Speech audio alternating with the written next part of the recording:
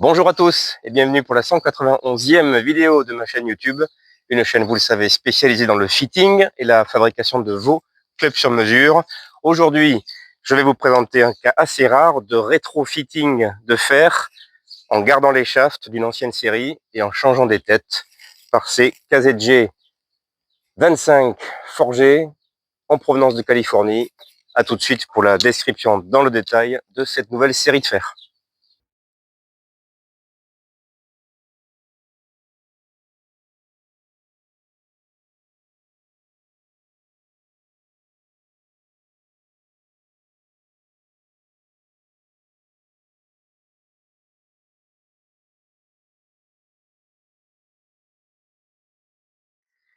Alors c'est vrai, ici devant moi, sur cette table, une série de fer assez particulière, parce que quand je parle de rétrofitting, bien souvent, et j'en fais beaucoup des rétrofitting, c'est vrai que la plupart du temps, le golfeur, la golfeuse qui viennent me voir en fitting, je leur préconise de garder leurs têtes, qui sont en bon état, qui correspondent toujours à leur niveau de golf, à leurs besoins, à leurs attentes.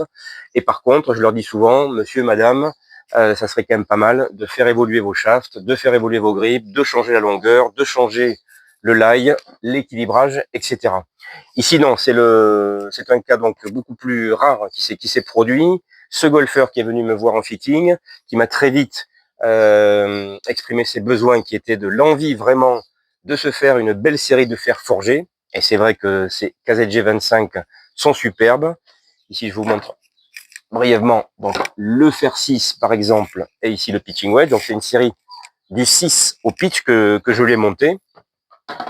Ce golfeur donc qui m'a dit Arnaud, j'aimerais vraiment me faire plaisir avec des belles têtes très douces. Ici on est dans de l'acier carbone 10-20 triple forged avec l'arrière fraisé, CNC Mild, un procédé que l'on voit quand même de plus en plus sur des têtes haut de gamme.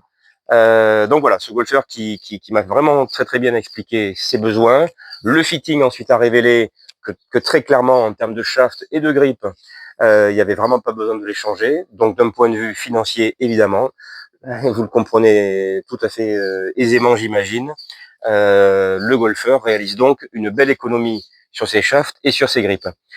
Et là, la possibilité de travailler avec un club maker permet donc à ce golfeur de pouvoir changer les têtes du 6 au pitch et de repartir pour une série entièrement neuve, avec des shafts qui lui correspondent toujours, des grips qui lui correspondent toujours, et l'économie réalisée lui a permis ainsi de se financer des wedges au passage. Donc voilà, donc c'est KZG XXV 25 sont catalogués par la marque. N'hésitez pas à aller voir leur site, kzg.com à nouveau. Sont catalogués comme leur modèle de fer les plus tolérants en termes de forgé. Et c'est vrai qu'il y a quand même une qualité assez généreuse ici. Je pense qu'on peut quand même bien la voir. Semelle aussi, effectivement, plus large que des Players Irons. Donc on est vraiment dans du game improvement forgé, avec un look, effectivement, qui va plaire à beaucoup de golfeurs, je le pense.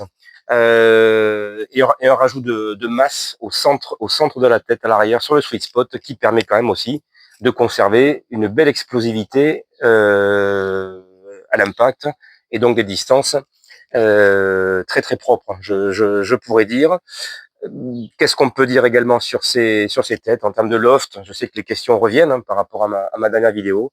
On a une base de travail, on va le dire comme ça, puisque ces têtes peuvent être tordues très facilement de 3, 4, voire 5 degrés en loft et en lie, mais en tout cas on a une base de travail fer 7 à 32 degrés, pitching wedge à 44 degrés, des têtes qui ont été mises 1 degré flat pour ce golfeur. Et voici reparti pour une belle série, pour pas mal d'années, je l'espère.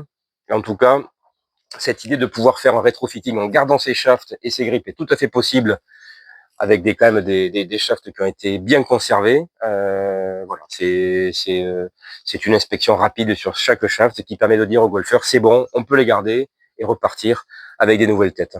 Et puis peut-être qu'ensuite il aura droit d'ici un an ou deux, si le désir s'exprime, de garder ses têtes et de changer ses shafts. Donc la notion de rétrofitting est assez vaste, permet de faire pas mal d'économies aux golfeurs. C'est quelque chose pour lequel je suis extrêmement favorable dès qu'on peut le faire. je le préconise. Voilà ce que je pouvais vous dire sur cette série. Et d'ailleurs, mon prochain montage de fer sera également un rétrofitting de fer pour lesquels j'ai gardé les shafts de l'ancienne série et pour lesquels je vais monter très prochainement des têtes Wishon 771 et 565, un combo Wishon dans le même esprit. Garder les shafts et les grippes et on change les têtes et pour le coup l'équilibrage, les lailles et la longueur des clubs. Voilà, j'espère que cette vidéo à nouveau vous aura intéressé. N'hésitez pas à poser vos questions en commentaire.